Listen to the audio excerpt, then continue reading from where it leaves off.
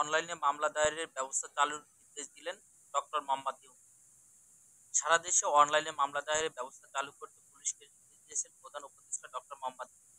সোমবার রাষ্ট্রীয় অতিথি ভবন যমুনা উচ্চ পর্যায়ে এক বৈঠকে আইন শৃঙ্খলা পরিস্থিতি পর্যালোচনায় তিনি এ নির্দেশ দেন। বর্তমান এফআইআর দায়ের করতেও নিকটস্থ থানায় যেতে হয়, যা কষ্টকর ও ক্ষমতা অপব্যবহারের সুযোগ তৈরি করে।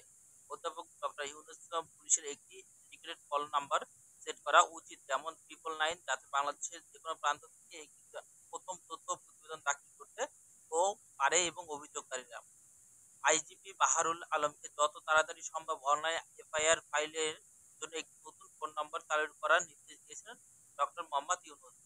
ডক্টর মোহাম্মদ ইউনূস এতে মামলা করার জন্য সময় এবং ঝামেলা দুটোই কমছে। এছাড়াও আইজিপিকে অনলাইনে মামলা দায়েরের বিষয়ে প্রশ্নের উত্তর দেওয়ার জন্য একটি ডেডিকেটেড কল সেন্টার স্থাপনের নির্দেশ দেন প্রধান উপদেষ্টা।